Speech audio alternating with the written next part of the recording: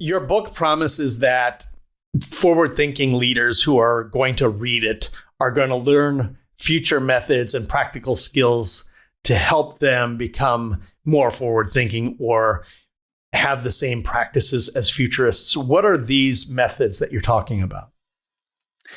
Altogether, about 50 methods, plus minus 10, have been used by futurists worldwide, but I chose 6 as a starting package, and I still describe, besides those 6 basic methods, about 10 more. Just to give a picture about, if these are the 6 ones that you can start using right away, but look at the horizon, how many other great methods exist out there. And I tried to create an order of these methods in a way that I think we move from the absolute simplest to a bit harder and harder, but still the 6th method is something that I think people can, at least the basics, they can learn the basics by reading the book. So, for example, I love using the method called vision writing, which sounds like a simple exercise. Yet, if you start doing that, you will realize how amazing it is to try to look at the world or a specific problem from the point of view of someone from the future. So in vision writing, what we do is that we try to create a scenario we are interested in. Like, for example, I want to learn more about the future of medical education. I would love to think about how the use of advanced technologies from generative AI models to virtual reality might impact the lives of medical students or professors like 10 years from now. So I have to come up with a situation, maybe a real world scenario, like 2035, we have a medical student who actually attends a medical school that uses a range of advanced technologies. And now the next step we can do is what kind of content we could write in the name, in the persona of that medical student. What would be the easiest one? Like a diary entry.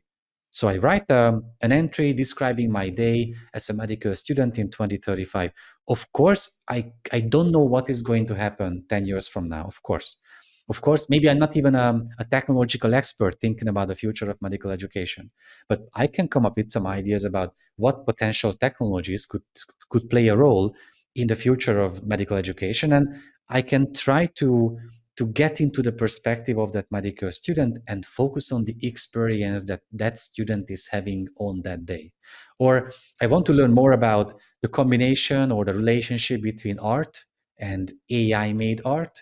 So I come up with a cultural festivals program from 2035 in which we will feature people, artists, and AI based artistic works too.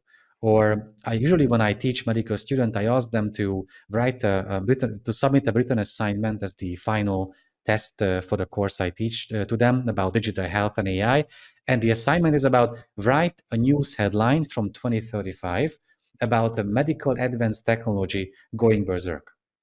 So sit down, come up with a technology, think about all the ethical, privacy, potential issues, challenges, and think about a very specific situation and just write what comes to mind. And the news headline should be the format that you are using because it gives you I would say a freedom, but at the same time, it gives you a sort of security that this is the format that you know because you come across news headlines every single day. You know what is expected from you, 3, 4 paragraphs about that situation.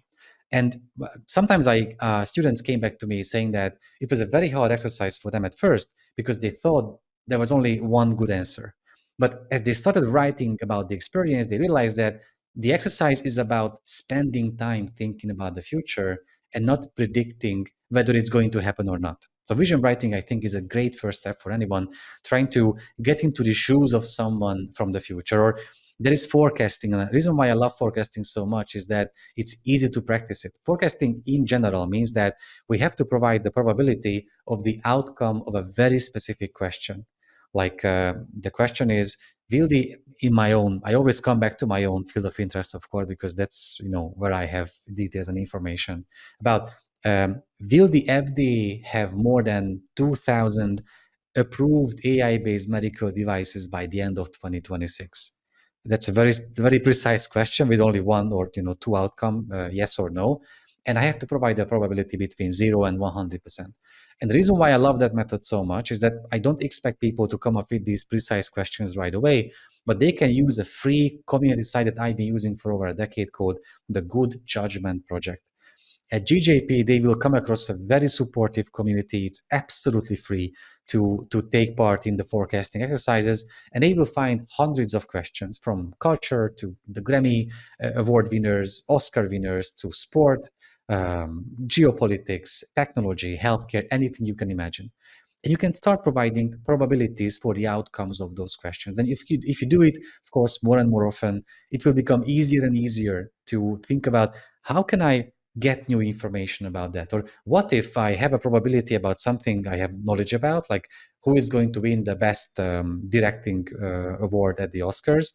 And then I come across new information. Am I flexible enough to change my forecasts? Or it also teaches you how to address. I'm sorry for being so long about forecasting, but this is such a fun exercise for everyone to do. Like, it teaches you how to address a question properly. Like, my favorite example about this is that if you show a photo of a newlywed couple to someone and you ask them, what is the probability that this newlywed couple will divorce in 5 years? Then most people who have never done forecasting exercises before would say that almost 0%, because they look happy on the wedding photo. But of course, everyone looks happy, ideally, on their wedding photo. So a good forecaster would ask, all right, what is the zip code where this couple got married? Because this is the baseline. We will see what divorce rate we find on that zip code in the next 5 years, and then we will start from there. We will fine tune it, of course, with every detail we find, but that's where we start. So if you learn these granular changes, or the way you can improve your skill of forecasting one by one, and it's such a fun experience and a very supportive process.